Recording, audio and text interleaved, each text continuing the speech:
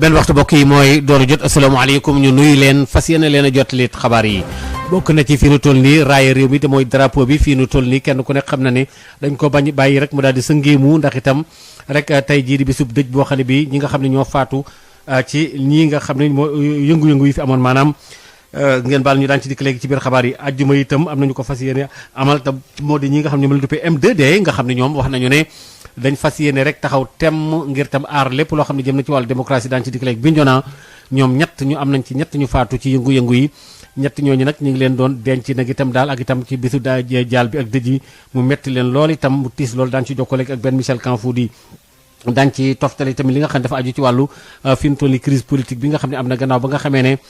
njiitu réew mi yëkkati na ay kaddu jëm itam ci lépp loo xam ni jëm na ci yëf yi ni mu war a mën a doxee professeur bi nga xam ne moo di Ngouda Mboup ci wàllu constitution daan ko ci déglu léegi itam ak itam mbir yi fi ñu jot a toll ci wàllu crise bi ak la ci aju yëpp itam Covid bi daan ci dikk toftal ci incha allah yeneen i xabaar.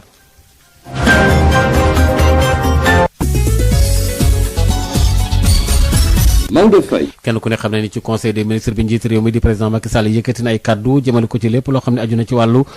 tamit coow li nga xam ne moo fi jógee barki démb ci jàppante bi daal di nag itam sax loolu moo tax tey ji ñu tànn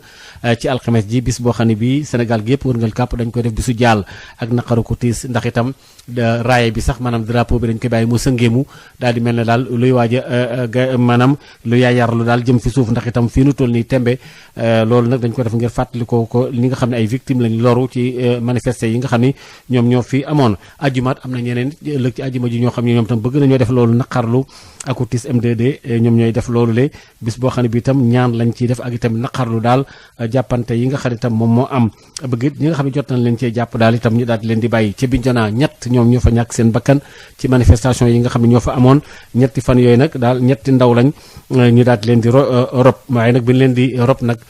tiisoon na lool benn Michel Kanfoudi ak bilan officiel bu ñetti nit yu ñàkk seen bakkan département bu Bignona mooy bi nga xamante ni moo gën a loru ci manifester yu ruusee ci arrestation leaderu Pastef les patriotes Ousmane Sonko Cheikh Ibrahima Koli toll ci ñaar fukki at ak Bounama Sila Sagna toll ci fukki at ak ñaar ñoom ñaar yëpp ñu daal di leen rob ci cimetière musulman bu Manguiline nekk ci commune bu Bignona ak Famara Goudiaby toll ci ñaar fukki at ñu rob ko ca Bilaay benn tund bi nekk ci arrondissement bu Kataba 1 ñoom ñooy ñetti victime orage politique ak social boobu bi nga xamante ni affaire Ousmane Sonko Adji Sarr moo ko daal di créé bu dee Cheikh Ibrahima Koli ak Bourama Goudiaby ñoom ñaar ñëpp ay militants yi nga xamante ni ràññee nañ leen bu baax ci Pastef les patriotes xale bi nga xam ni moom mooy Bounama Sila Sagna moom nag victime collatérale la ci mouvement de foule yooyu nga xamante ni dafa daan am ay jaamarloo ci diggante takk der yi ak manifestants yi ñetti nit yooyu nga xam ni ñoom ñoo faatu nag daal dinañuy dugal seeni famille ci nakar ak tiis mu nekk itam dëj bi nga xam ni ñu ngi koy bokk ak département bu Bignona yëpp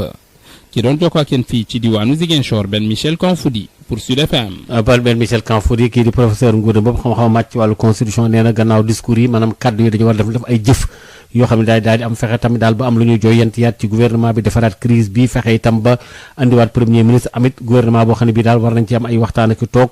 professeur Ngouda Mboup jokkoo ci ak El Hadj Malick Ndiaye. boo xoolee Sénégal le président de la République dañu ko falaat ko bi ñu ko falaatee dafa jëloon benn promesse ne suñu ko falee moom dana créer 1 million d'emplois 1 million d'emplois boobu ba tey defagu ci bilan d'étape kon xamoon na ni lii di mbiru xëyu xale yi ak ndaw ñi li ñu doon bëbët amoon na solo waaye boobu ba léegi dañuy gisul ni président de la République ak ñi mu àndal loolu taxaw bi daal demewul noonu ci sax boo xoolee président de la République ba mu jógee dindi poste premier ministre man bokkoon naa ci ñi wax ni te dama ko continuer di ko wax ni ko loolu baaxul woon waaye nag kenn dégluwuñu ba ma ko waxee dama ni président de la République ak ñeneen sax boroom xam-xam yépp ne président de la République li muy def ni mi ngi exposé boppam parce que dindi poste premier ministre mooy bu jafe-jafe amee wala crise am comme ni mu amee nii moom ak askan wi rek ay jàkkaarloo te loolu baaxul ci moom alors ba nga xam ni tey comme tey jii nii nag moom génn na wax ne dafay wote dal loolu noonu ma koy rafetlu parce que dañuy wax ne démocratie kat mën na bañ a jur jàmm waaye mën na jur dal moo tax ñu naan la démocratie n'est pas synonyme de paix mais elle est synonyme d'apaisement tey ji ba nga xamante ni kon président comme wax na loolu nag ba ñëpp dégg ko nag jëf ji moo des jëf ji nag lan la mooy président de la République bu li amee li mu war a njëkk a def comme amatul premier ministre moom gouvernement bi moom ci moom la addu directement moo war a jël lii di décret mu tas gouvernement bi bu tasee gouvernement boobu noonu mu wutaat un gouvernement bu bees resserré maanaam gouvernement de combat mu xamante ne xeex mbëbëtu askan wi ba ñu jot ci li ñu bëgg moo leen tax a jug muy gouvernement boo xamante ni bu yam mais aussi président de la république ci loolu dafa war a wan ne ndaw ñi dégg naa leen waaye danaa leen defal loo xamante ni kenn mësu ko def ci Sénégal mooy li nga xamante ne mooy taarixu Sénégal mooy nga xam ne ndaw ñi dañ fi am solo dëkku Afrique la ndaw ñi ñoo fi ëpp te ñun lii nga xamante ni mooy téere bi nga xam ni wala bataaxal wala li nga xamante ni en tout cas mooy charte bi gën a en tout cas am doole ci wàllu ndaw ci àdduna bi muy la charte africaine de la jeunesse Sénégal da ko ratifié te defuñu ko suñu préambule de la constitution mu dugal ko fa wan ne ndaw ñi dégg na leen beneen bi ci topp nag mooy li nga xamante ni nii ay nit dañ cee ñàkk seen i bakkan ay nit jële ci ay gaañu-gaañu nañu leen indemniser lu mu gën a gaawee te nag bu ñu koy def nañu accélérer procédure yi. kooku de professeur Ngouda Mboup benn waxtu bokk yi moo dem ba fekkoog juróom-benn minute ci yeneeni fànn yu teel wàllu xabaar yi dañu ñëw ci wàllu Covid bi ak itam coronavirus bi maanaam juróom-benn ñu faatu téeméer ak juróom-ñaar fukk ak juróom-benn yoo xam ni wax nañu ne daal am nañ doomu jàngoro ji ci benn bis bu lëmm téeméer ak juróom-ñeent it yoo xam ni wax nañu ne wàllante ci bër askan wi la. juróom fukk yi ak nangam ci ak juróom-ñeent ci Ndakaaru fukk yi ak ñaar ca Thiès juróom-benn yee ca Mbour ñu am na ci nag ñeent fukki nit yoo xam ne li ñuy wax cas grave moom la docteur El Hadj Mamadou Ndiaye. ci junni ak juróom-ñeent téeméer ak ñeent fukk ak juróom-ñetti test yi ñu def téeméer ak juróom-ñaar fukk ak juróom-benn ñoo ci positif ci positif yooyu am nañ ci juróom-benn fukk ak juróom-ñaari cas contact mooy ñi jot ci mbas mi fekk dañoo jaxasoo woon ak ñu yore doomu jàngoro ji amuñ ci benn cas importé maanaam ku jóge bitim réew. waaye am nañ ci téeméer ak juróom-ñeent fukk ñi nga xam ne ñoom lañ tuddee cas communautaire mooy ñi jot ci mbas mi fekk xamuñu fi ñu ko jëlee wala ki leen ko wàll ñooñu seen lim nii la tëddee ci Ndakaaru ak li ko wër am nañ ci juróom fukk ak juróom-ñeent ci gox yi Dakar Plateau am na fukk juróom ci Sacré-Cœur ñeent ci Kër Massar ñett ci Mariste ak Guédiawaye ñaar ci HLM Ouakam Mamel Yoff Parcelles Assainies Malika benn ci HLM Fass Colobane Amitié 2 zone B Dieuppeul Liberté 5 Liberté 6 Liberté 3 Ñaari Tali Cité Biagui Sud Foire HLM Grand Médine Zac Mbao Kër Mbay Fall Pikine Rufisque Sangalkam Yaxiraat Bambilor ak Kër Ndiaye Lo ci région yi am nañ ci juróom fukki cas yu tëddee nii fukk ak ñaar ci Thiès juróom benn ci Mbour juróom ci Tamba ñeent ci Ziguinchor ñett ci Kédougou ak Ngapparu ñaar ci Daara Kolda Tivaouane ak Touba benn ci Diankhemaha Diourbel Kaolack Xombol Louga Ngekoox Somone Popenguine ak Pout ñaar téeméer ak juróom-ñett malade si ñi entré woon hôpital ak ñi nga xam ne ñu ngi leen toppoon ci biir kër yi wér nañu bés ni ki tey dinañu génn bu si yàlla ànde ñeent fukki malade ñoo nekk réanimation juróom benn malade ñàkk nañu seen bakkan bésu démb alarba fukki fan ci weeru mars miñ nekk ñeneen ñi des hôpital wala ñu topp ci biir kër yi ñu ngi am tan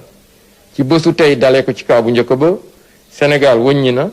fanweeri junni ak juróom benn ak ñett téeméer ak juróom-ñaar fukk ak benn ci ñoo xam ne jot nañ ci doomu jàngoro ji ci ñooñu fanweeri junni ak benn ak juróom benn téeméer ak juróom-ñaar fukk ak juróom wér nañ si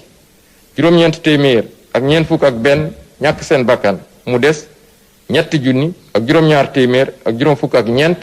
si lalu hôpital yi wala malade yi nga xam ne ñu ngi leen topp ci biir kër yi ministère de la santé et de l'action sociale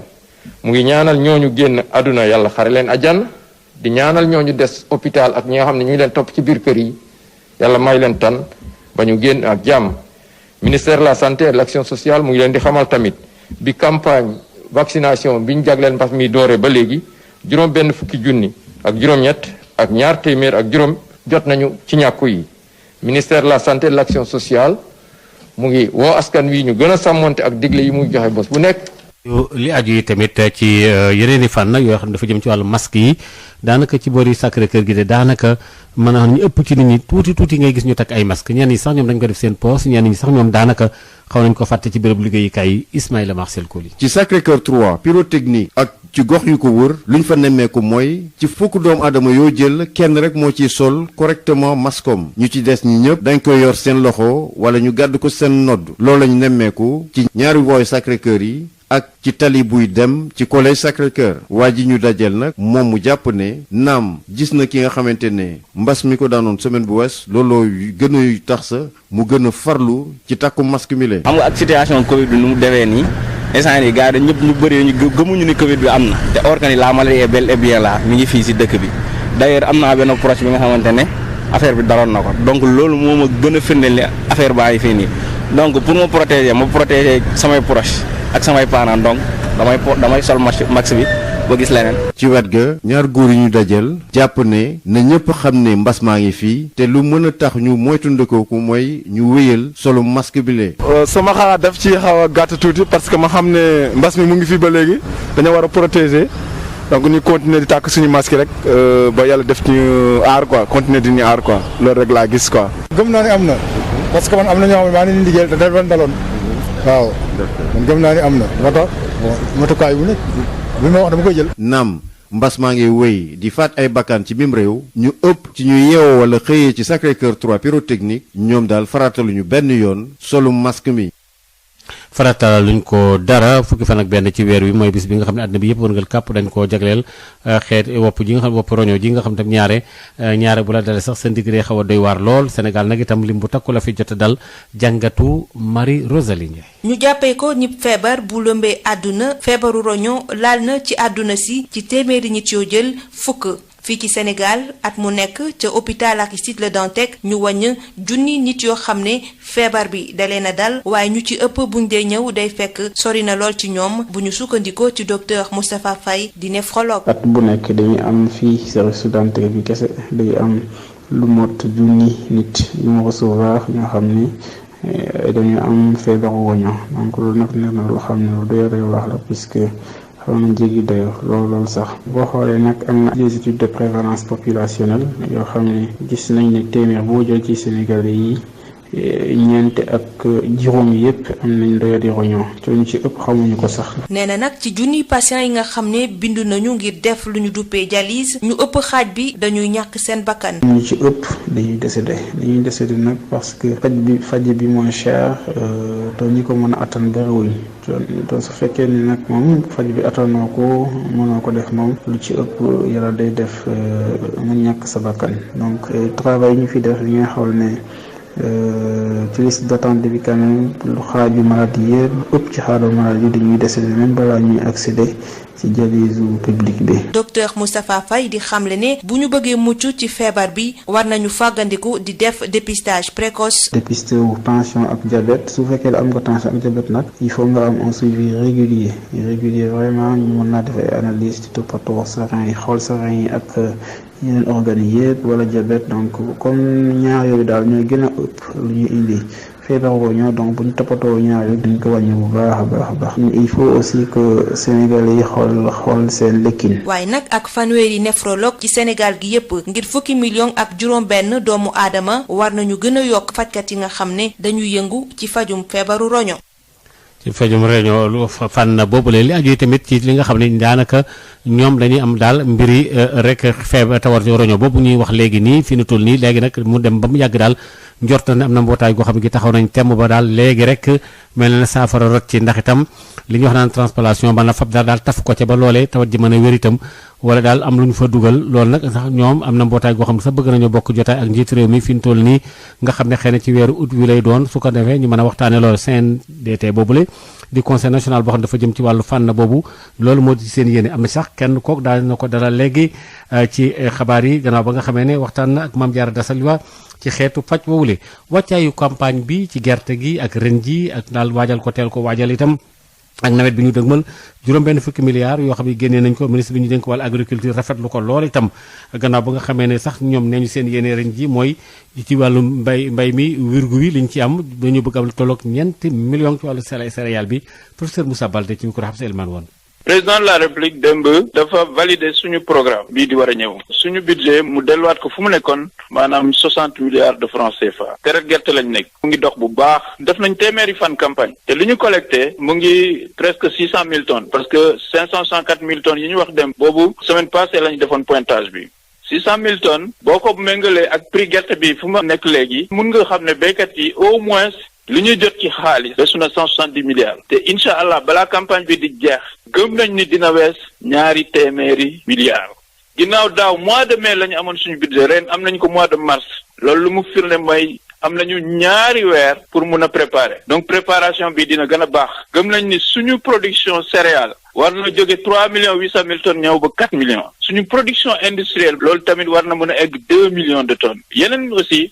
war nañu mën a jege au moins 4 millions maanaam diversification mooy ay ñebbe ak manioc ay pastèque yu mel noonu loolu lañu gëm li ci des mooy ñu ñaan yàlla mu joxaat ñu nawet bu gën a baax nawet bi passé am ndox mais bañ a am inondation dinañ ko def ba finalement même rëkk-rëkk yi ñu amoon daaw yi nga xam ne dama éliminer ay opérateurs parce que defuñu suñu liggéey ñu jéem a càmbar loolu balaa ñuy tàmbali pour que lépp jaar yoon béykat bi avant même nawet bii di toog ñu mun a am seen jumtuwaay yépp malgré que suñu budget yokkul war nañu mun a yokk production bi mooy dañuy gën a dooleel engrais parce que gis nañ ne engrais mooy yokk rendement te boo yokkee rendement nga yokk production dinañ dugal aussi benn xeetu engrais boo xam ne maanaam du engrais chimique engrais yoo xam ne du yàq suuf si daf koy dooleel mooy engrais bio dinañ dugal aussi aflasève maanaam pour aar gerte yi xam nga gerte yi dañuy am lu ñuy wax aflatoxine loolu nag day gàllank exportation gerte yi exportateurs yi lu ñu yor ci gerte presque mot na 500 000 tonnes exportation yi ñu ngi continuer incha allah bu ñu defee suñu bilan gis nañ ne en tout cas campagne de commercialisation bi li mu indi ci comme ci Sénégal loolu musul am loolu dikkal na douane sénégalaise ak trésor Sénégal lu ëpp 7 milliards de francs CFA déjà te gëm naa ni balaa campagne bi di jeex loolu dina egg 9 milliards xam ngeen ni campagne bu 2018 dikk na état du Sénégal 12 milliards état du Sénégal dafa doon génn xaalis ci trésor pour gunge ñi jënd gerte yi non seulement dañ ko daxal mais ren donc loolu moo tax ñu gëm ne vraiment campagne bi campagne bu baax la ñu ngi gërëm président Macky Sall xam naa ni béykat yi moom dinañ kontaan xam nañu te incha allah agriculture moom fu mu nekkoon dina fa nekk te dina gunge plan Sénégal émergent. loolu fexe ba teel a indi jumtukaay yi ci waxtu ba mu jaadoo ak la ci aju yëpp ak équipement yi mu doy sëkk loolu waa CNCR nañu jàpp nañ ne loolu bu ñu ko defee lu baax lay doon Sidi Ka waxtaan ci xam sa éliman woon. noonu la dabaliwaat baax na mais nag suñ ko yokkali tuuti tam ñu jël waaye nag ba tey ñu ngi ko ci sant ci di ko gërëm ci liñ ko def daaw def nañ ko defaat nañ ko ren c'est très bon et que suñu sañoon itam at bu ne mu am luñ ci yokk tuuti parce que béykat yi seen soxla bëri na ak seen kattan xaw naa néew et que li ñu leen di sant rek di leen ko yëgalee di leen ko baaxee moo di nañ fexe bay ci wàllu jiw woo xam ne dañ ko subventionné béykat yi ñu teel ko indi mu doon jiw woo xam ne bu mucc ayib la daaw mën nañ jiw bu baax danañ góorgóorlu indi jiw bu am solo te teel ko indi teel bi itam am na ci solo trop engrais itam organique comme minéral itam nañ ko teel a indi ñu seet opérateur yi koy war a indi teel ko indi ci biir béykat yi taamu nañ ci nag lépp lu war a dem ci nawet bi su dee war nañ ko indil béykat yi nañ ko indi laata muy taw pour ñu xar bu muy taw ñu ko indi muy engrais muy gerte muy jiw xeetu jiw yëpp mbir gu ñu war a indi ci biir commission yi suñ ko mun a indi avant le 15 juin pour toutes les commissions du Sénégal c'est l'idéal parce que fu 20 juin jotee rek daanaka nawet jot na béykat am jiwam bu dee da ko war a xolli mu teel ko xolli denc bu dee engrais mu teel ko jënd denc dina tax bu tawee rek mu mun a dugg nawet bi ci anam yu sell daaw def nañ ko mu doon succès mu doon lu baax nañ seet fu ci amee ay rëq-rëq ñu teel ko jubbu jooyanti balaa ñuy tàmbali ci nawet bi fu ñu ci amee ndamit mu gën a yokk xalaat yi gën a saytu liggéey bi ngir mu doon ndamal béykat yi doonal di koy saytu et mu doon ngëneel ci réew mi loolu yaakaar naa ni moo gën et ñaan yàlla ñu dugg ak nawet bi ak bisimillahi rahmaani rahim nu ñaan yàlla génne ci ak alhamdulilahi rabbil alamin dàqal ñu nawetu fi musa am loolu itam ay ñaan la yoo xam ni ñu koy ñaan yàlla may ñu ko ci nawet bi ñu dëgmal. Sud FM ganu bés bi. Fary Kala nekk itam ki nga xam ne moo jiite CNDT bi nga xam ne ñoom lépp loo xam ne aju na ci wàllu xeetu tawatu roño bii le am nañ ci pexe yoo xam ne xëy na sax ci loolu am na sax yéene bokk jotaay ak njiit réew mi ci weeru ut wi pexe yooyu ñu daal di ko ci déglu gannaaw ba nga xam ne jokkoon ak Mame Diarra Desilo. Professeur Fary Ka yow yaa jiite conseil national du don et de la transplantation moom ndax mën nga wax tey procédure yi nga xamante ne conseil bi mettre na ko en place ngir hôpitaux publics yi mën a commencer liggéey bi. waaw jërëjëf madame maa ngi leen di sant di leen gërëm di sant waa Sud FM ci liggéey bu mucc ay benn def ci sensibilisation bi pour feebar yi maladie chronique yi en particulier maladie réunion yi di njëkkee nag suma kàddu ci mas di vraiment di formuler ni ñuy wax ay ñaan pour que jàmm am ci réew mi parce que jàmm la lépp xëj donc suñu bëggee wax transplantation ak leneen yëpp il faut ñu am jàmm donc yàlla na jàmm sax ci xol yi et puis que ñu masaw ñu seen alal yàqu ci également di jaale ñi nga xam ne seen bakkan na ci ce CNDT mooy organe boo xam ne day régulier c'est-à-dire day saytu conditions yi ñu defee transplantation mooy saytu hôpitaux yi mooy évaluer maanaam hôpitaux yi structures yi nga xam ne bëgg nañ def transplantation donc bi ñu mettre en place en juin 2019 lañ prêté serment même si parce que décret bi avril génn bi ñuy prêté serment nag boobu ba léegi ñu ngi ci liggéey nañ ci ba génne li ñuy wax benn arrêté boo xam ne mooy organiser transplantation rénale au Sénégal arrêté bi mu ngi génn le 11 avril 2020 boobu la génn arrêté boobu nag mooy définir conditions yi nga xam ne hôpital bu bëgg transplanter il faut mu remplir conditions yooyu il faut mu am nit ñu ko mën a def il faut mu am infrastructure en termes de bloc en termes de radio de laboratoire yi ko mën a def léegi nag bi loolu amee non seulement def nañ loolu mais dañ ko partagé ak directeur des hôpitaux parce que il faut que nit ñi ñu xam lan la def nañ ay réunion ak ñoom def nañ leen rappel mais xam nga malheureusement kii bis bi bu mu tombé boobu la li ñuy wax mbas mi boobu la génn donc mbas mi bu ñëwee nag malheureusement dafa changé yu bëri parce que non seulement utiliser na ressources yu bëri mais hôpitaux yu bëri vraiment seen liggéey yëpp ci la ëpp gaal ci mbas mi donc xam naa ni ci lu bokk lu perdel mbir bi ci la bokk et puis référentiel bi nag dafa xaw a exigeant parce que aussi affaire don la kuy maye cër la donc kuy maye cër nag il faut ñu fi ñu ko war a defee ak ñi koy def il faut que vraiment mu nekk ay conditions de sécurité parce que moo tax nag référentiel dafa am nañu yaakaar nag ñoom hôpitaux yëpp ñi nga xam ne intéressé la ñu ngi ci liggéey pour ñu conformer ci arrêté bi parce que suñu paree dañuy déposer dossier mais lii la ñu am ressources humaines avec des justificatifs lii la ñu am infrastructure su paree ñu duñu yem loolu rek dañuy yónni ay évaluateurs ñu dem xool ñu toog ak ñoom wax ñu dem dugg ci bloc yi saytu lépp su paree ñu defar ñu rapport su rapport boobu nag pare lañ koy wala ñuy def suñ joxe suñu avis mais kii kat moom vraiment remplir na condition moom na ko def kii kat manqué na ko nangam te yaakaar naa ne vraiment autorités yi après jàpp nañu parce que seen soxla la ministre bi soxla la bu président la bi soxla na parce que bi ñu recevoir woon nañu clairement que soxla na fii 2021 serait bien ñu transplanté ñun nag ñun la gën a soxal parce que ñun ñoo nekk ak maladie ñun la ñuy interpellé donc ñu ngi ñaan yàlla rek yàlla may 2021 bi vraiment ñu bañ koo génn d'ailleurs danañ dem semaine bi rencontrer tous les directeurs. Donc si je comprends bien benn structure déposé gu candidature. fu may wax ak yow daal tey jii amagul benn structure mais am nañu yaakaar nag vraiment ñu ngi ciy liggéey te ñun ñi mu waxee léegi danañ dem seeti leen kenn waxtaan ak ñoom xool ku ci nekk si problème fi mu nekk ñu xool ak autorité lan la ñuy di mën a jàppale vraiment parce que nag non seulement transplantation bi demande sociale la parce que malade yaa ngi koy xaar vraiment ñu ngi koy xaar ñun xam nañ ci dara parce que voilà man surtout particulièrement man en dehors du CNDT man ñuy néphrologue di jànkuwanteeg maladie chaque jour surtout ay maladies yu ndaw ñuy dialyse ñuy dañu am problème pour accéder dialyse bi. nee nga sànq 2021 bii ngeen bëgg a démarrer mbir mi mais lan moo tax mu yéex nii. en tout cas ñun 2020 xam nga ñun dañu transplanté ñun suñu bëgg-bëgg rek lañu mën a wax suñu sañoon sax ñun 2020 lañu doon def te comme génn nañ 2020 bi suñu sañoon duñu génn 2021 bi mais encore une fois ñun dañu transplanté dañuy évaluer mais en tout cas li ñuy ñaan mooy que muy hôpitaux yi que muy autorités yi vraiment que 2021 bi vraiment que ñu mën ko cee commencer pour maintenant li may il y a plusieurs explications la première c'est que vraiment wax naa léegi arrêté bi mu ngi doon avec 2020 boobu la mbas mi commencé et xam ngeen ne mbas mi buñ ñëwee structure yëpp vraiment ci la plupart mbas mi def seen budget lu ci bëri def ko jël pour jël en charge mbas mi ñun nañu xam nañ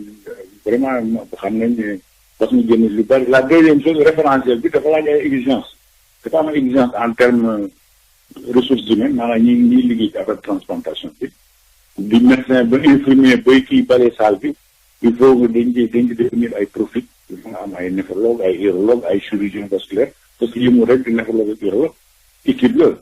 cardiologue beeg ñëpp dañ ci intervenir ba ci kuy nettoyer donc dañ ci am ay exigence drogue yi dañ ci am ay exigence laboratoire dañ ci am exigence rajo yi dañ ci am exigence donc loolu nag yaakaar naa ne hôpitaux yi ñu ngi ciy liggéey vraiment pour ñu conformer ci loolu mais wax naa léegi ressources yi nag malheureusement ci bëri mbas mi moo ko lekk parce que prise en charge mbas mi dafa bëri et puis prise en charge bi dafa cher donc mais am nañ yaakaar ne comme commencé nañ ñàkk nit ñi ñu profité ñaan nit ñi nañ dem ñàkk ji parce que je pense que tey loolu rek à part mesure barrière loolu rek lañ ci am lu mën a aar nit ñi suñ ñàkkoo et puis ak précisément pour bi ñuy gis am nañu yaakaar ne ressources yi danañ leen mën a réorienter vers la transplantation pour ñu mën ko commencer. jërëjëf professeur Farika di fàttali ne yow yaa jiite conseil national du don et de la transplantation. jërëjëf Assane Thioune fanweeri minute ak fanweeri minute maanaam ak li nga xam ne moo di juróom-ñett moo feggu ci benn waxtu foofu la xabaar yi buure ñu ngi leen di ñaanal jàmm.